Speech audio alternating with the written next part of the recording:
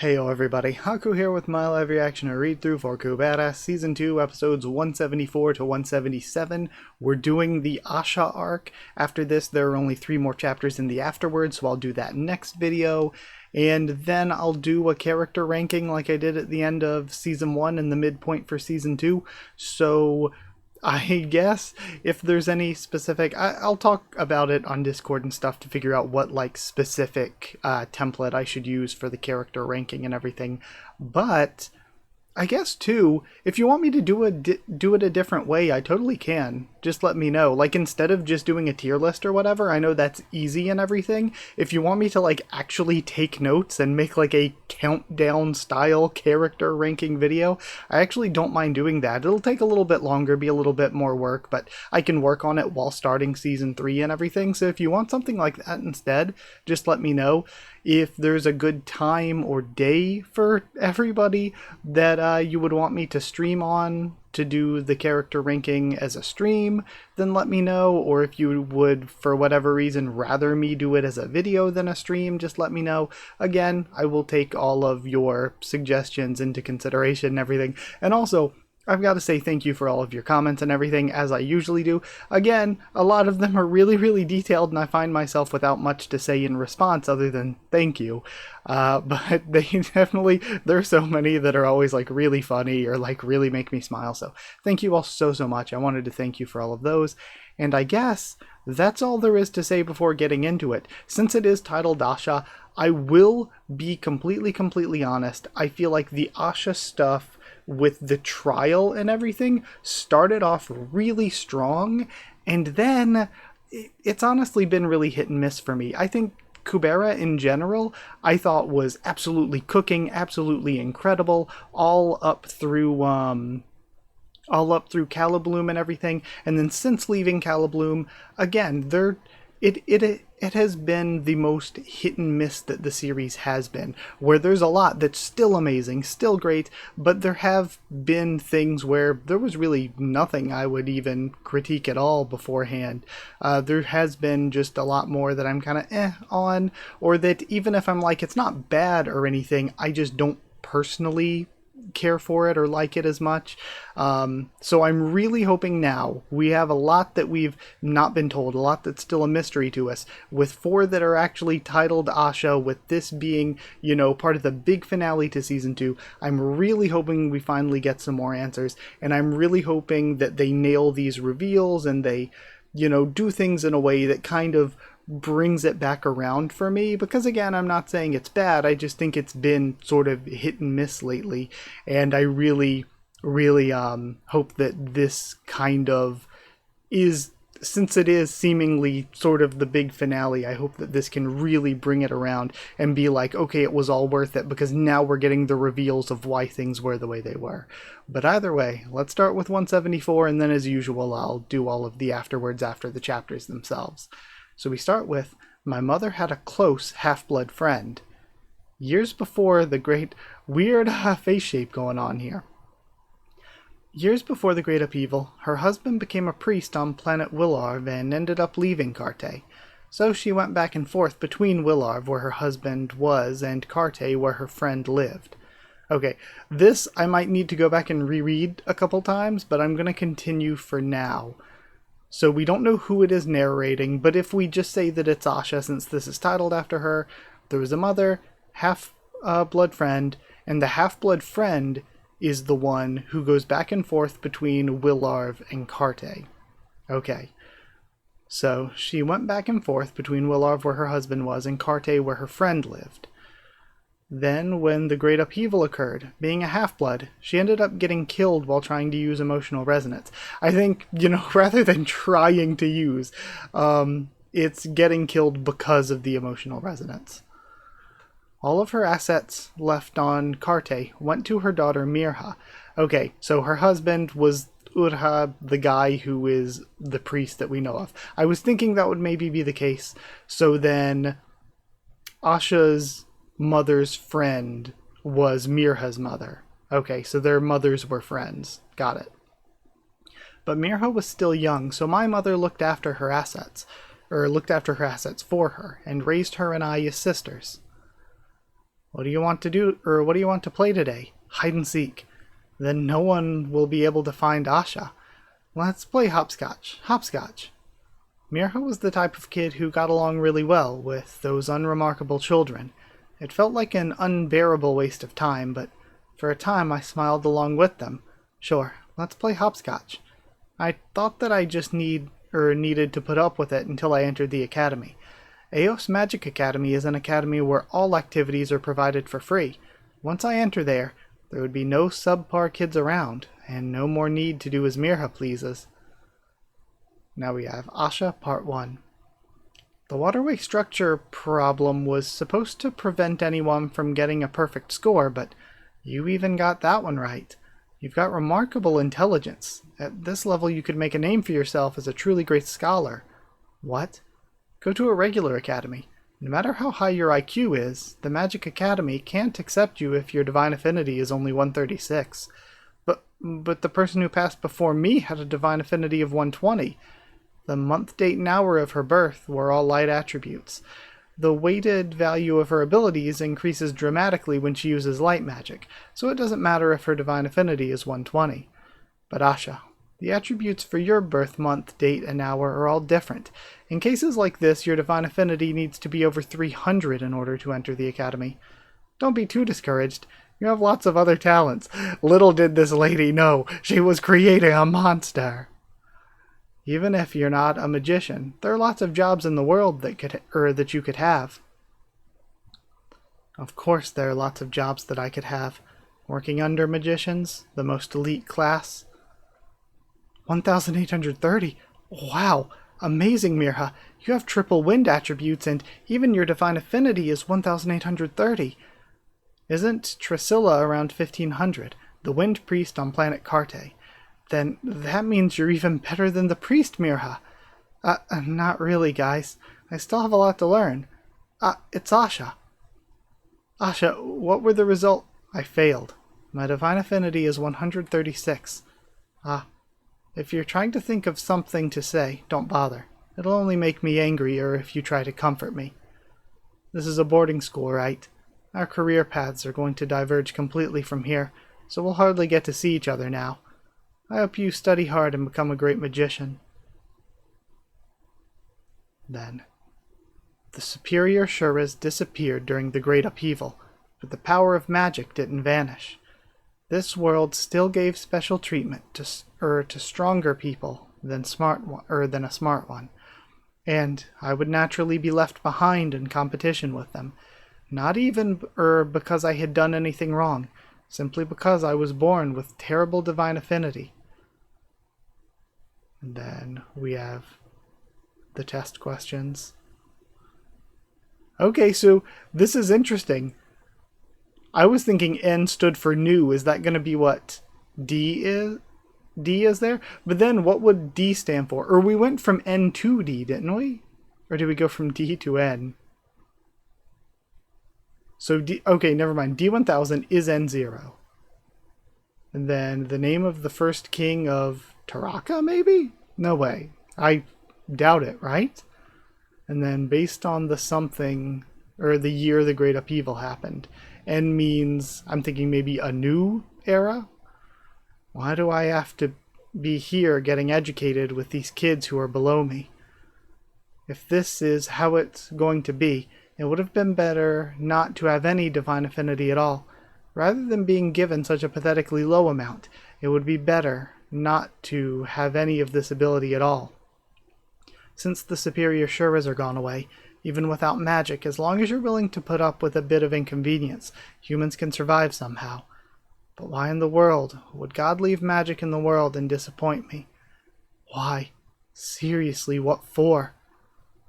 Then we see the top scores from academic evaluation. And Asha Rahiro's at the very top. Asha got perfect again. It's always Asha who gets the full scholarship. At her level, she would even be the top student at Eos Magic Academy. I've heard there are a lot of cases of people having high Divine Affinity if they're smart, so why is Asha here? Apparently there are a surprisingly large number of exceptions. Too bad. She's so smart, but her Divine Affinity is low. What do you mean, too bad? At least she's way better off than us.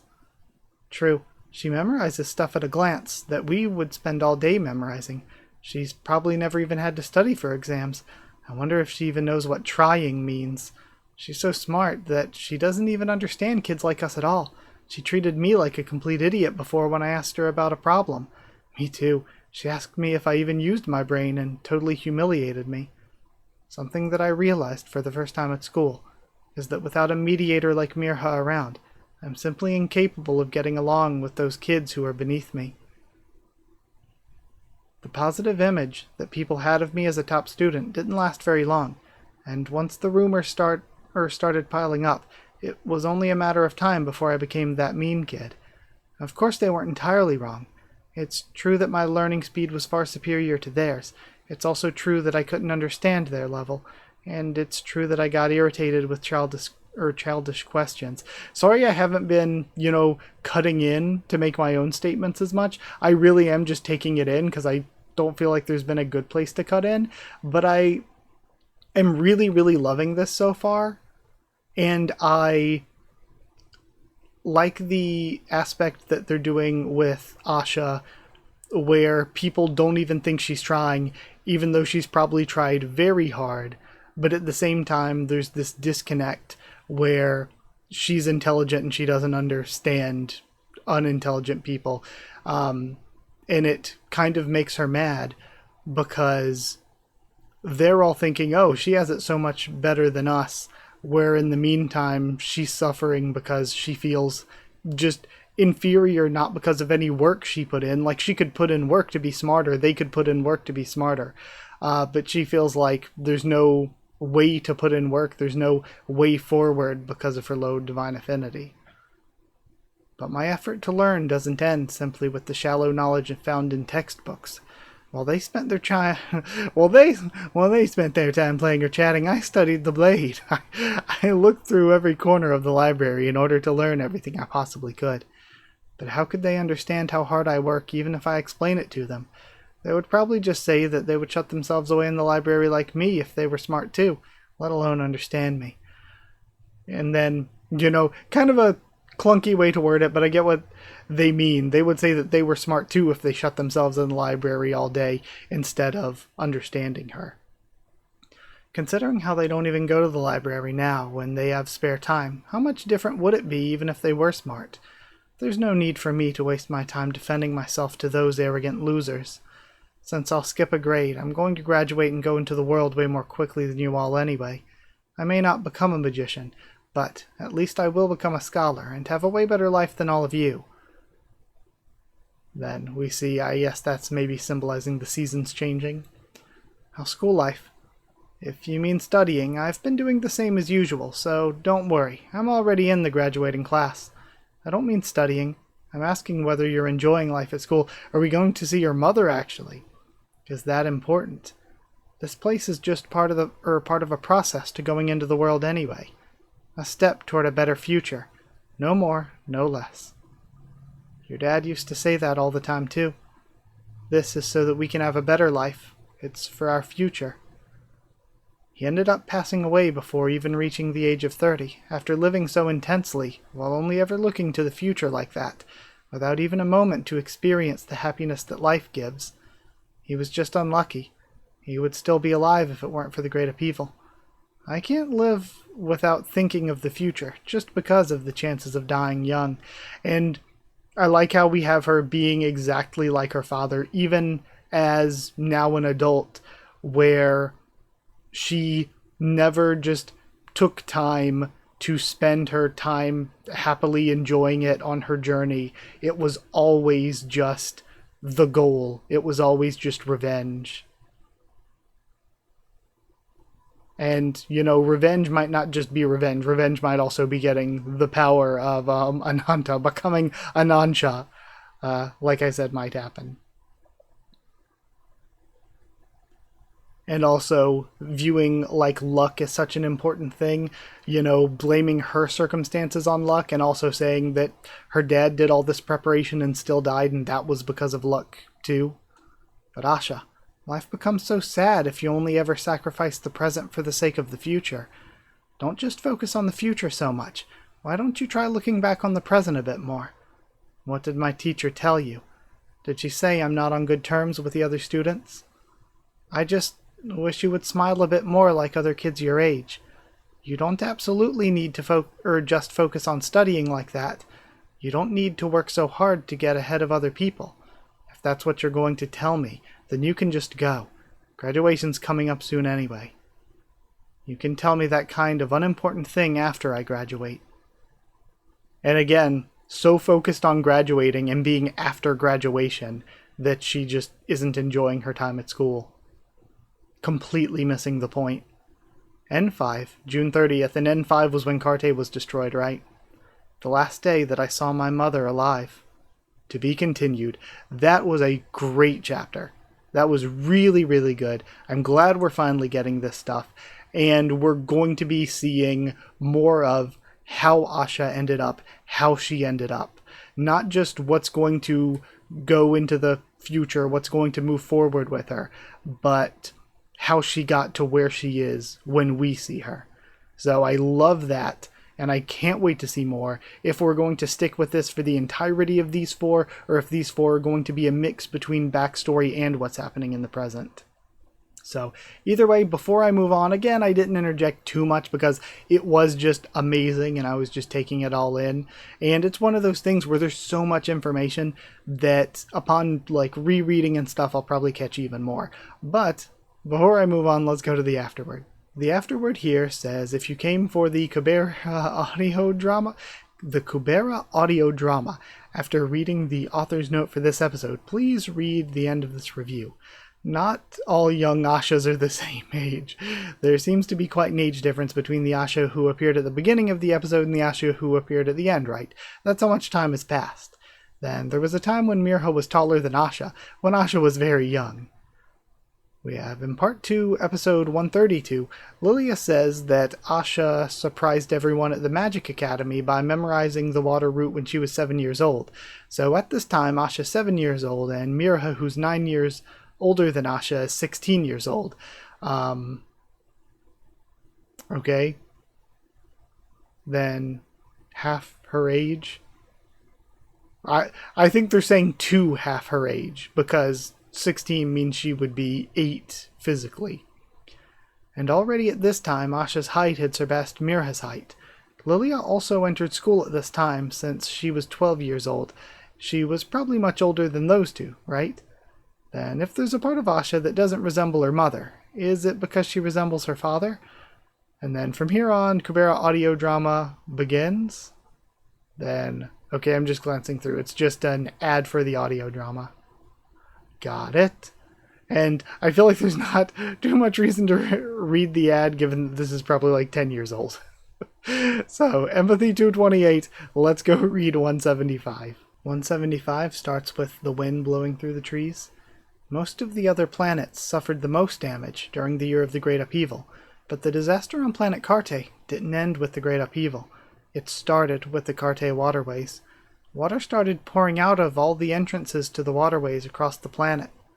With water pouring out non-stop at tremendous speeds, the map of the planet changed. So, I would think her revenge then would be more related to Gandharva than to Kubera. Over 20 million people were caught in the floods and either died or went missing. So did the planet flood? Over 400,000 people were incinerated by the red sky while trying to reach higher ground to avoid the water. Okay, so never mind. It does seem like... did Gandharva just take Marina out? Hey, we're destroying this planet for some training. And it's like, it was just a Tuesday for them, just out training. Meanwhile, it ruined so many people's entire lives. As soon as the water stopped flowing from the waterways and things calmed down, weather anomalies began taking place. There were heavy snowfalls in areas which never got snow all year round, leaves fell from trees which should have been covered in flowers, and farmlands were washed away by unpredictable storms. But since the gods had disappeared from the world, Carte, the civilization on it, was less developed than other planets. But since the gods had disappeared from the world Carte, the civilization of it was less developed than other planets. and had no way of transmitting this news quickly.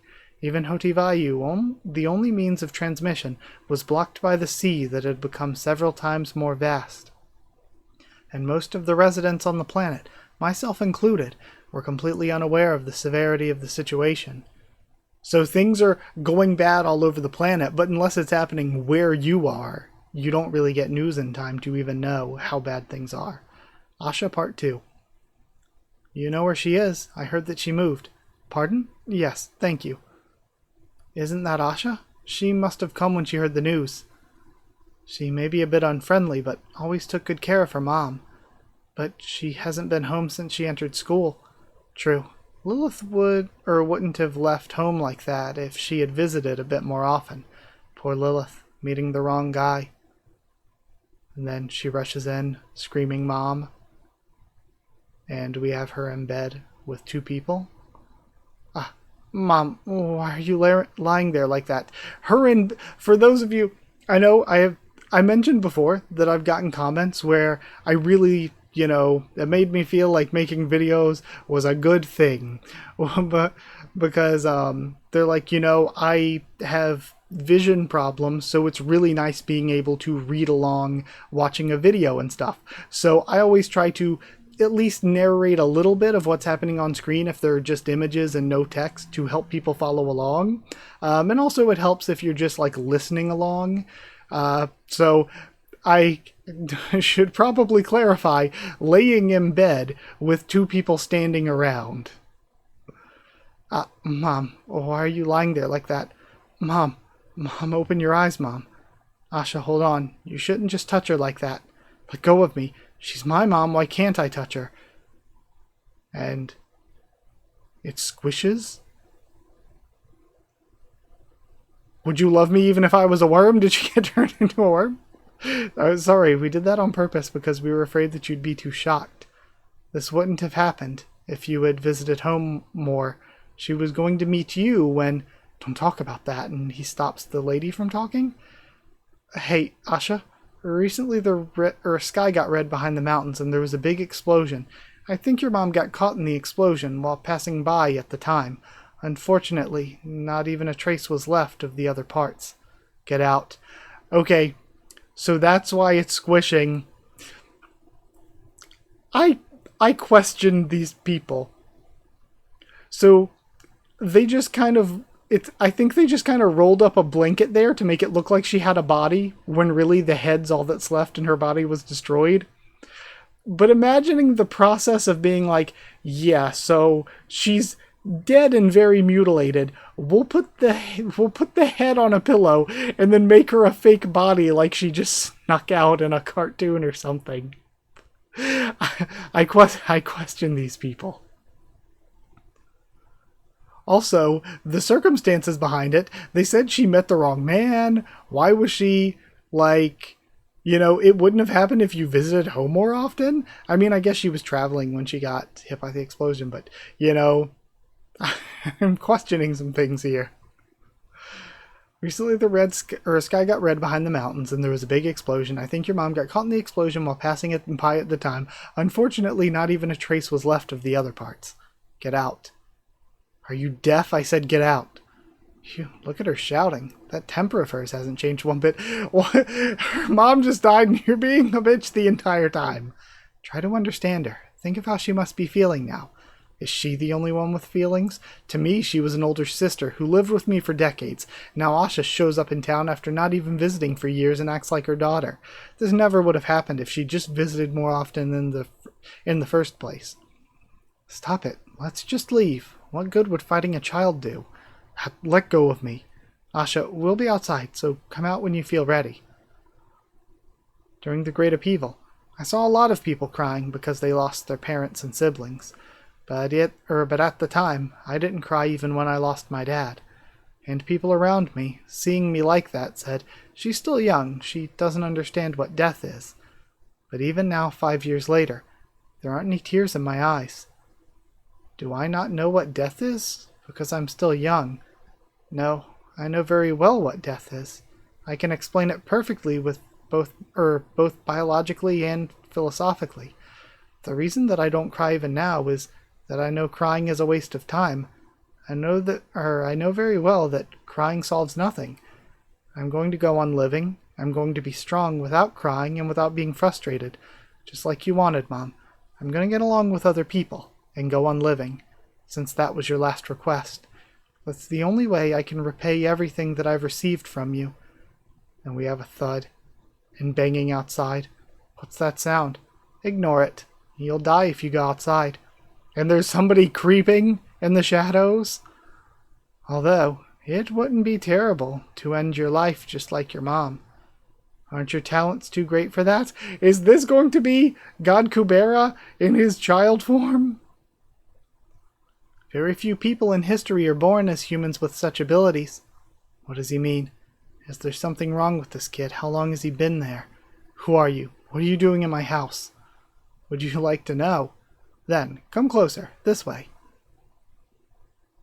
All right, I'm here. Answer me. You're still too far. Come one step closer. I'm not in the mood to mess around with you right now. What difference would one more step make? And we have a crash. And is the one step, it was the difference between her getting sliced and not? See? I told you to come one step closer. You'll be fine in a quarter of a day. I could just heal you right away. Sorry, voice crack. But this is your punishment for being stubborn and not listening to me. I think it's gone now. If you're wondering about the situation outside, you can go out now. Who are you? And he vanishes. So he came, maybe because of her abilities, and saved her from the red sky? I was going to try to get along with them, at least for my mom's sake, but the townspeople were all dead before I could even try to talk to them properly. Because of that red sky that they said hurt my mom. To be continued. And this isn't... I mean, she is bloody. Okay, is this where she lost her arm then? Like, it looked like she was just kind of sliced on the leg a bit. We saw the cut up at the arm, but it wasn't super detailed. But then looking down below, she looks more bloody. And see, it looks more bloody here. So I'm wondering if this is then where she lost the arm. Because of that red sky that they said hurt my mom.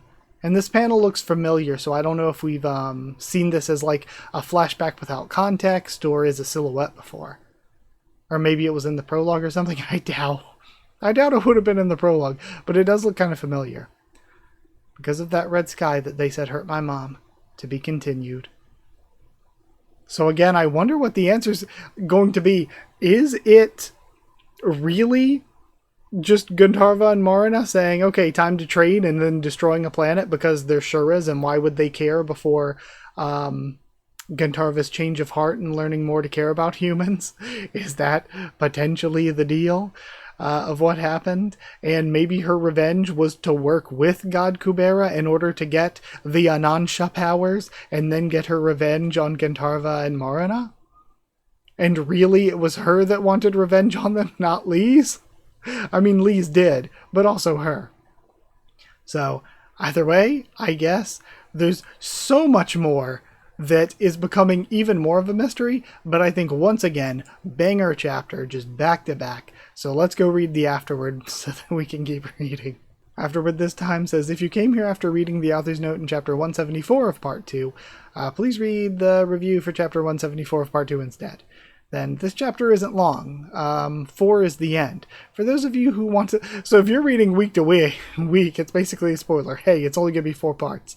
For those of you who want to see the present quickly, please be patient a little longer. Okay, so once again, mild spoiler, this is going to be full flashback. And then the final 3 chapters are going to be the present. Carte has 3 moons. That's the smallest one. The night sky is generally bright, and it's difficult to see the stars. Anyway, since it's a destroyed planet now, it's not really useful information to know. Then the woman's Asha's aunt, the man's her uncle. If you're someone who's been on a regular basis for a long time, you may feel like you've seen this chapter somewhere before. That's because there are quite a few scenes and lines that have already appeared in flashbacks. Okay, once again, Kurigam just reading me, like mentioning in the blog something that I said in the reaction. So, Empathy 230, let's go read part 3. Season 2, episode 176 starts with her still walking with her mother's head, stepping in the blood, seeing just body parts left around, and continuing to move on. The reason that I had originally wanted to be a magician was because they're the elite class on this planet. Even after failing to enter the Magic Academy because of my divine affinity, I may have been upset about not being able to rise to the position of a magician, but I was never once jealous of their power itself. I thought that even if I went to a regular school, I could lead a successful life as a scholar. In an age where the superior Shuras had vanished following the Great Upheaval, without any great threats, I figured that becoming a great scholar was just as significant of a success as being a magician. But in N5, and really, the superior Shuras are basically an apocalyptic scenario on Wilrar right now. So it's crazy to think that just a few years really before the start of the series that the world was just full of superior Shuras that could just mess things up whenever they wanted. It's a wonder any civilization survived at all. But I guess that's because the gods were also just around to keep everybody safe from them, because I think the gods liked keeping humans around because they need humans to worship them, something like that, I think. Then, in an age where the superior Shuras had vanished following the Great Upheaval, without any great threats, I figured that becoming a significant scholar was just as significant as the success of a success as being a magician. We see the test from before, but in N5, the superior Shuras that we thought had disappeared reappeared again, and the situation here changed completely. With just knowledge from books, which was completely useless in this situation, the weak body of a 10-year-old girl, and a divine affinity of 136, I was all alone. Asha Part 3. She sits around a fire. I don't know, maybe she didn't lose her arm. Hard to cross your arms with one of them. My desire for a successful life as a scholar disappeared. This planet was not only no longer an environment which one could live such a life, but I fully realized just how weak and useless the profession of a scholar was. My new goal for the rest of my life, a simple and yet firm goal, my goal was to get stronger than everyone. I wanted to live a life of power without feeling any kind of weakness, getting revenge on the Shuras who had ruined my future. Of course I have no power, but there are always ways if you look. The lost fiendish magic. With my low divine affinity, there's a chance that I might have high fiendish affinity. Okay, weird. We have had this mentioned way earlier, I think in early season 1 maybe. But not since then has that really been brought up. If I'm unlucky, both divine and fiendish affinity could be low. So it's weird, fiendish affinity is seemingly a thing. And is that also connected to gods, just in a different way? Or is that a connection to using magic through the names of the Shuras? But it's worth checking. Fiendish magic may have vanished 1,000 years ago, but there must be records about it somewhere if I search for it. And also, it vanished 1,000 years ago, what's the story behind that? Don't bother. It'll just be a waste of time. How's your wounds? How's your wound? I made sure it would be all better in around a quarter of a day. Is it hurting at all? You're that kid from before. This won't be enough firewood if you're trying to burn that head. I saw this coming, so I brought some more. You knew, didn't you? You said that to me because you knew in advance that an attack was coming, right? Why didn't you tell someone earlier? If you had just said something a bit earlier, my town could have been safe. There's no reason. What? Do you think they're the only dead ones on this planet? Of course not. Tens of millions of people have already died. I may have saved you because you're valuable, but there's no reason to go so far as to save those townspeople. Them before those other tens of millions of people died. This isn't the only planet facing a disaster. Since the beginning of time. No, since before then. Everything's always had a time to be destroyed. Nothing in the world's eternal. Countless universes have come into existence and then been destroyed. To someone who remembers all of that, A disaster on a single planet evokes absolutely no emotions. Ashirahiro, could you explain to me why this planet deserves special treatment? Now that you're speechless, you're probably thinking, you're sure that the person in front of you is not human. So, you try to guess who he might be. You gather seemingly relevant clues from your miscellaneous knowledge acquired in the library, and you reach a conclusion. Primeval god Vishnu. I knew it. You're as smart as I expected. So he is also God Kubera-ing the joke of them being perverts running around as little boys. Then you're as smart as I expected. Pulling yourself together, setting a goal, even establishing a plan to learn fiendish magic, not long after experiencing such a thing. Although the problem with that plan is that it's going to be a waste of time. I can't believe it. They said that Vishnu disappeared during the Great Upheaval. That's right, I did. It's true that the present Vishnu isn't here. So, this Vishnu, he disappeared, but he said that Asha was useful. Why would a primeval god find Asha useful, you know? And if the present here, is he the past Vishnu that came forward to the future in order to speak to her to set things up for after his disappearance? I mean, I guess literally after his disappearance, given that it's already happened. What you're seeing right now is a being created from the transcendental of the past Vishnu. So I guess you could say that I both exist here and I don't. Well, there's no need to consider the possibility that I'm an insane boy talking nonsense after coming this far. But if you're really that suspicious, would this help you? Accept it? And he goes into his normal ? Form. You look confused. You can speak politely if you like. I don't really care. Anyway, you're really smart, Asha. Even in spite of your biological limitations as a human, your calculating speed equals that of the highest gods. But you lack experience, and your thoughts lack depth. If I leave you like this, you'll end up running out of your lifespan after a series of trial and error, without even approaching the goal that you set a minute ago. Okay, so, again, with a human lifespan, Asha would just try to gain this power and not ever even come close to achieving it, which is, kind of normal, because even if Asha was going to find a way to gain power, find a way to do this, it would just take so long, like you wouldn't even know where to look, that, it would just be time prohibitive. But Vishnu could do what at least it seems like he did, and tell her exactly the future to get to where she wants to go, or at least if he's trying to manipulate her, put her in a certain position. So I wonder if he's doing it because he wants to upset the balance of the universe, because bringing Ananta back would upset the balance of the universe. Then are you saying you'll help me?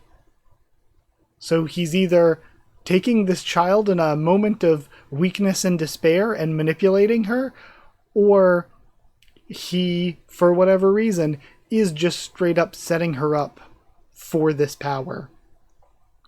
But I mean, at least some percent of it has to be manipulation. Then are you saying that you'll help me? I can, but it comes at a big price. First, tell me what you need and what you can give me in return. I need power. I don't care if I lose my own life. There are lots of people trying to make their wishes come true at the cost of their lives.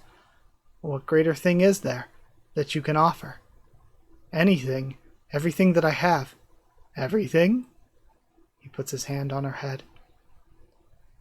She starts crying and screaming. Around 500 years ago, it was a moment when just a single creature died who understood the primeval god. Only those involved in the primeval god know about it, but I specially let you experience it vividly. All right now, do you understand how deadly it is to put everything on the line? That's not something to be said lightly. Then what am I supposed to do? So I wonder whose death that was. Was it Ananta's death then? Then what am I supposed to do? I don't have anything right now. There's nothing I can offer. You may not have anything now, but there are things that you will have. I'm the god who deals with time, so I can accept things even if you don't have them right now. things that people often have, but which you don't have right now. But if you give up something which you may get in the future, I'll give you the power you want. Alright, but I'm not sure what it is, but I'll give it up. You decided too quickly. Think it over a bit more. Many people consider this more precious than their own lives. I thought you said that I don't have it right now anyway.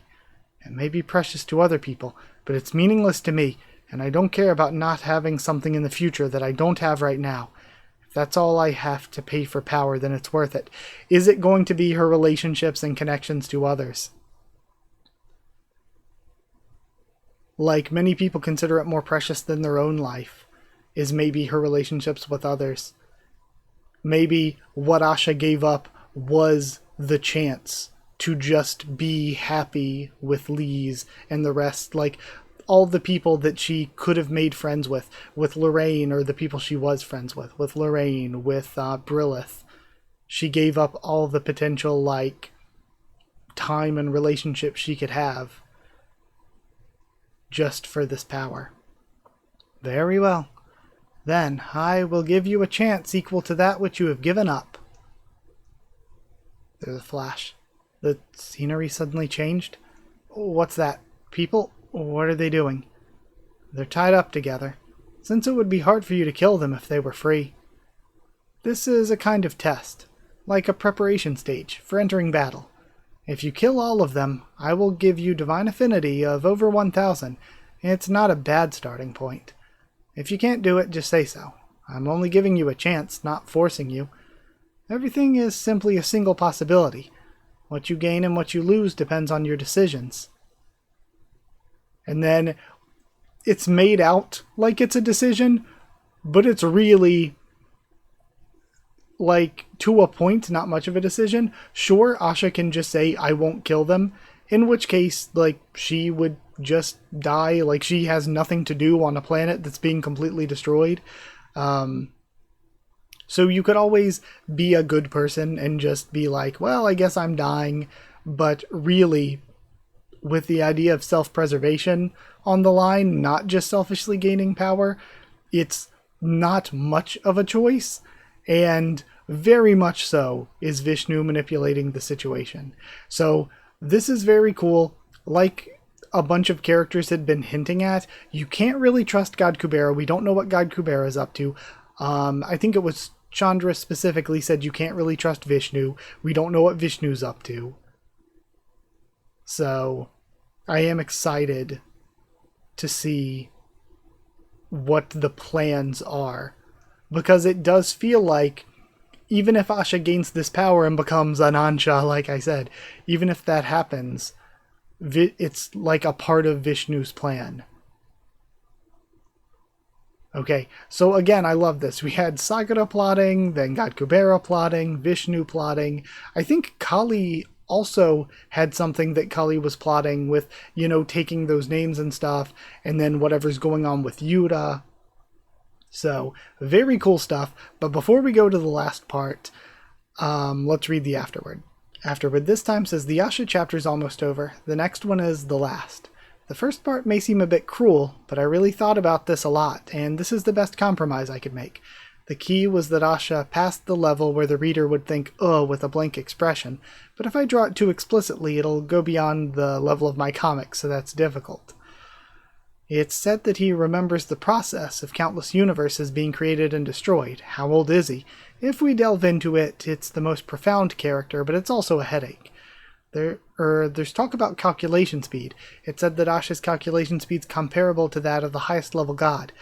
No, so does that mean Babo Kim can do mental arithmetic as quickly as Asha? I love that they didn't even translate Eddie Smith. Can do mental arithmetic as quickly as Asha? Yes, that's right. But there's a difference between being good at math and being smart in general. Then Kubera Volume 6 has been released, and we have the Volume 6 intro and everything. Empathy 240. What a great set of 3 chapters so far. Alright, been amazing so far, but we still have one more, so let's go check it out. Finishing things off with 177, it starts with, I'm going to get revenge. I can do it. Even if I can't, I'll make it happen.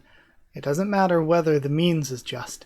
In the end, I'll be the only one who wins. And I think we've seen that before. that quote, like Kurigam was mentioning, things we've seen briefly before. Hoti Marut.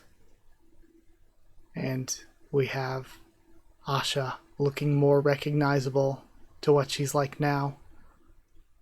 Did you use the Marut magic to cut your hair? Why? I simply wanted to test whether my divine affinity had increased. Oh yeah.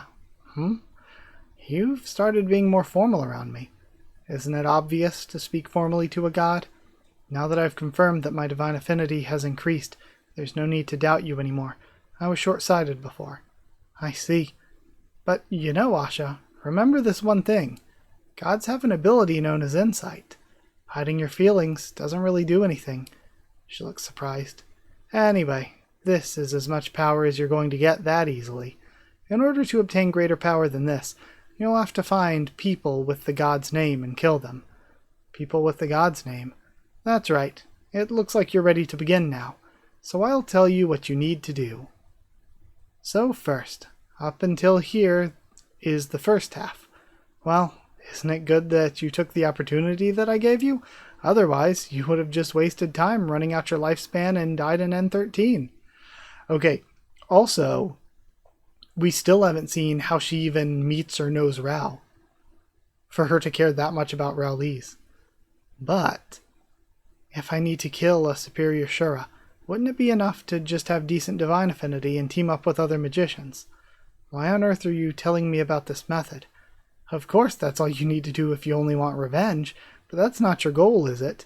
No, my goal is revenge. To get revenge on the superior Shura who killed my mom and destroyed the town. That's why I want to get stronger. Well, or is that so? Well then, you should have asked me to bring back your mother. Why'd you ask me for power of all things? And she looks surprised again. Usually if someone's lost a family member when they meet me, they ask me to bring back their dead family member. Asking for power to get revenge rather than reviving your dead mother is really doing things in the reverse order. Surely you can't be unaware what kind of powers I have, so why would a smart kid like you make a wish like that? The answer's simple. Your decision to get revenge was never against the Shura who killed your mom. Your rage at having your future crushed was even greater than your sadness at losing your family. So I am guessing that the read is right. It's that she doesn't just want to bring her mom back because she could just easily be killed again, because that just happens. She doesn't have the power, like even if she were to bring her mom back, she doesn't have the power to protect her or anything. And the same thing goes here, is no matter what, without power to have nothing bad happen to you, then bad things will still happen. But Asha is so, I guess kind of traumatized by all of this bad stuff happening and by an entire lifetime of feeling powerless, that power is the most important thing. Because, again, anything else without power can just be taken away. But we're going to see, much like her mother warned her, in the pursuit of power, she's going to miss everything else. Then, so even when a chance came for you to make a wish, you said that you wanted power first, without even thinking of reviving your mother. You were sad about her death, but bringing her back in this situation wouldn't change the fact that you've hit rock bottom. So you thought it would be better to have power and get revenge, and living a life where you win, killing two birds with one stone. From magician to scholar. From scholar to one with great power. From the moment you were born until now, the most important value that's determined your life's goal. That value compels you to want power so badly that you'll never be satisfied with just mediocre power. You want the ultimate power so you won't lose to anyone. For example, I would rather stand at the top than be crushed. Any human being would. I didn't say that it's wrong. Of course that's natural. It's the same for other creatures too, not just humans. But there's a clear difference, depending on how much that desire dominates one's life. It's especially rare to find a human being with the intelligence to memorize their entire future that I tell them. Then, you mean there are some? Yeah, there were. Particularly on a planet which is on the verge of destruction. There are lots of people seeking power, and some of them were very intelligent. And those people died just a moment ago. Asha, at the tip of your sword. They wanted power, but when I told them what to do, they said they couldn't commit murder. So I gave them yet another choice, whether they would return to where they lived originally, or whether they would take a chance at starting a better life. I promised that if all of the other candidates whom I chose refused to commit murder, I would send them all to a different planet, so that they could live in peace. As a result, 7 people decided to return where they had been living without taking a risk, and 12 people gambled and stayed behind. Okay. Hold on, let me take this in again. So, their second choice, they could return to where they were originally, or they could take a chance. And taking a chance at a better life, the better life is death. They just get murdered. So, 7 people returned to where they'd been living, and 12 stayed behind. So there were 7 intelligent people then, but they just returned. They believed that the next candidate to show up would also refuse to commit murder, so they stayed here, dreaming of a better life on a better planet. And then the last candidate was you, Asha. If you had made the same choice as them, they would have won their bet with me. And she's shaken, now knowing the consequences of her actions. Anyway, those 12 people probably went to a better place, right? Since they're souls who refuse to commit murder even in the worst possible situation, even hell will recognize their spirit. I'm not saying that you're a bad person, from the perspective of those who aren't human. Human lives aren't very important anyway. Although the guy who judges people in the underworld does see murder as a particularly severe crime. What is it? Do you regret it now that I'm telling you about hell? No, I have no regrets. I wouldn't have killed them if I were afraid of hell. Right. I hope you continue to not regret it in the future. All right now, I'll tell you in detail about your choices after M15. And we see the future again, or at least the way that the future was shown to Asha again. Before that, I'm curious about something. Before, among the things that you said I'd have to do in the first stage, meeting Mirha? No, I understand that's part of the process of getting a ticket for the transport ship. What I can't understand is what I have to do on the transport ship. The part about paralyzing the power room and making it look like an accident. Why on earth do I have to do that? I don't even understand the outcome either. 2 people die on the ship, and all of the others arrive safely in Willarv. Are you telling me you didn't tell me something wrong? No, I didn't say anything wrong. 2 people die. The rest will arrive in Willarv. Who on earth are those 2 people? One of them is the Wind Priest. She'll summon the god of wind in order to evacuate people from Carte to Willarv, and make her lifespan decrease until right before her death. If the ship arrives at the scheduled time, she's destined to die after she sets foot in Willarv. But in the event that you paralyze the power room, the transport ship will arrive in Willarv later than expected, and the priest will die on the ship. I see. So one of them's destined to die anyway? What about the other person? Since the god disappears when his priest dies, the transport ship that was floating by the god's power faces the danger of crashing to the ground. But someone will appear right then. Someone will use their own body as a shield to make the ship land safely in Willarv. A human making a ship land by themselves? Wouldn't it be better for such a person to be alive, since we have to face the superior Shuras in the future? Of course it would be better to keep them alive for the sake of killing superior Shuras, but if they survive and make it to Willarv, they will become a very powerful enemy, who takes over the entire position that you wanted. On planet Willarv, there's a candidate chosen by another god, not me. She's younger than you, but she was born with extraordinary potential. In this state, there's no hope of you winning. But if you just paralyze the power room and sacrifice someone, that girl's life goes from being a candidate for victory to utter hell. Her mind and body will be torn to shreds, and her chances of winning, which were once the best, will then be the worst. Even her dazzling destiny to always occupy the highest places of power right in front of you will come crashing down to a life of just chasing after you. So, this is weird then. If God Kubera is also, or was also a candidate that was trying to make Lise into... Like again, Asha was telling Lise, you don't even know how different your life would have been if your father was still alive. She would have been a successful candidate to take this power and become like this extremely powerful person. But why did Kubera choose that, or why was Kubera doing that? Why is his name split apart like this? And why is Vishnu saying, "Not so fast, Kubera," and then screwing with Kubera's plan and basically overthrowing Lee's and setting up Asha? Because he's, again, making it seem like Asha had a choice, and she did have a choice, but Vishnu had to always know the choice that she would make because of his powers, yeah? So he kind of knows how this is going to go. You probably don't really understand right now, huh? But you'll realize soon enough. The person is who will die when you paralyze the power room, whose life will change as a result of their death. So think carefully and decide when the time comes. Everything is simply a single possibility. What you gain and what you lose depends on your decisions.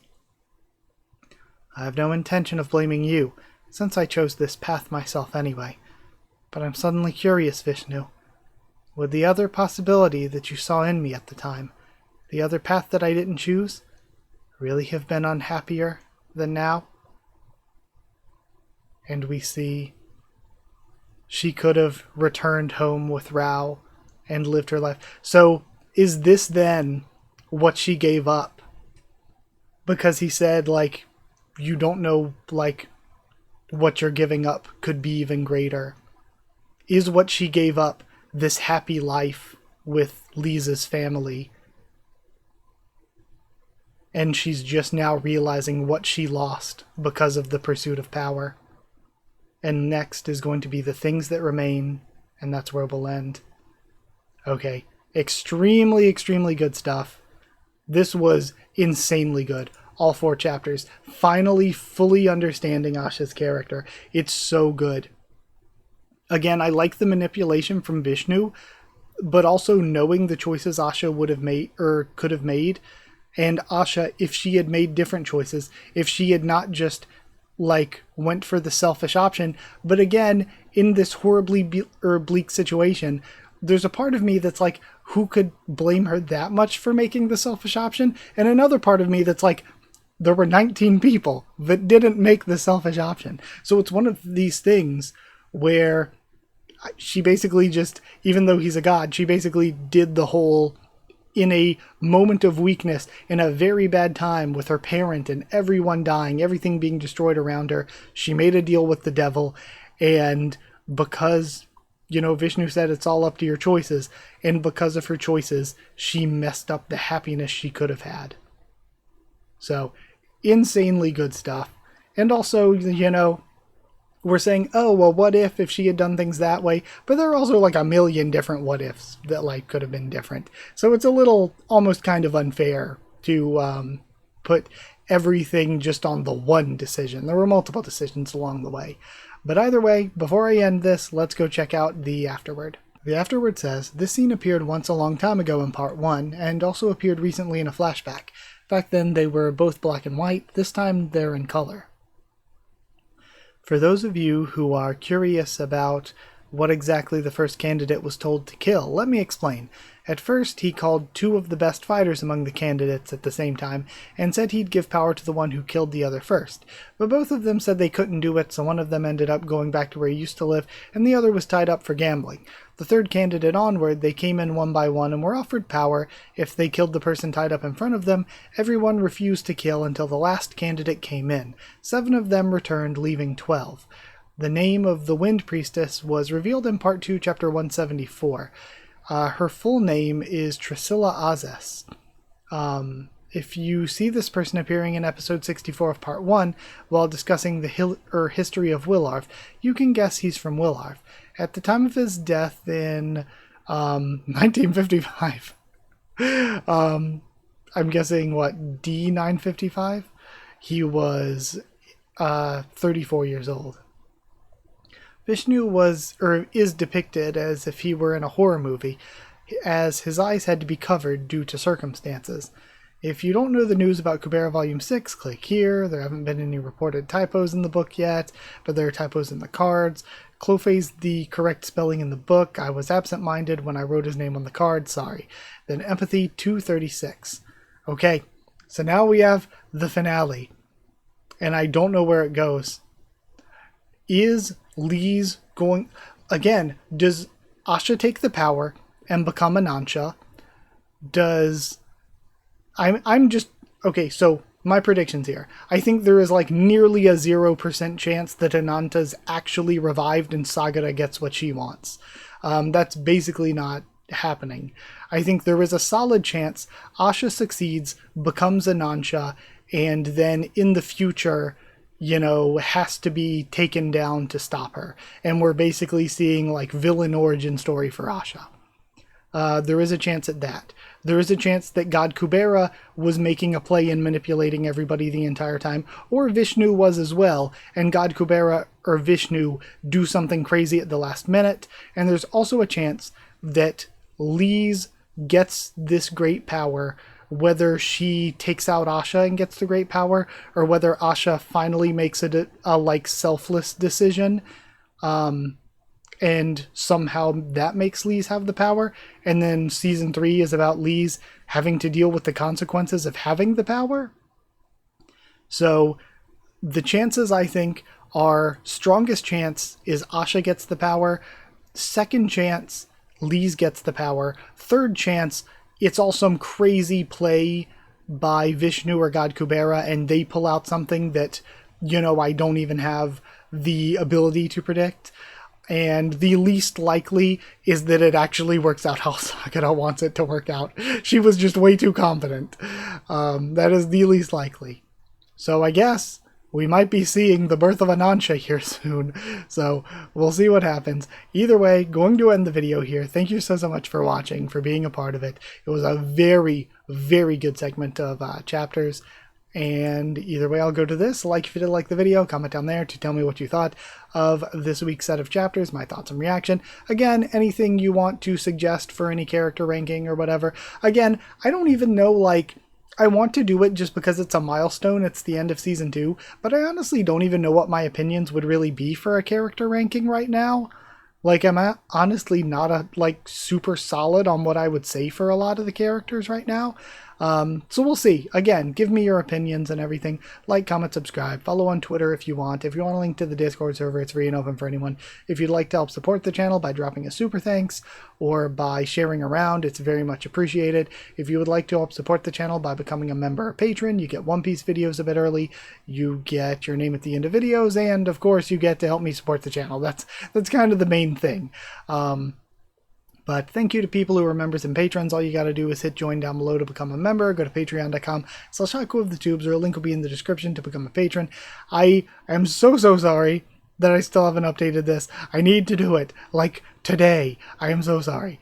But it's like over a week out of date. But thank you to chosen regulars Evan Holly and Bertie Booster, Magical Girls, Evernono, J.A. and VD Ben, Jaredon Student, David Langstaff, Slayer Candidates, SG and Stan Cedar, and Pure Elements, Pateo Real, and Elsa the Storyteller. I literally forget about it until I come to record, and then I'm like, I'm already sitting down recording. I don't want to go do that and then come back to record. So again, I keep forgetting and not doing it until I come to sit down to record. So sorry, but thank you. Thank you, everybody. Thank you so much, and I'll see you all next time.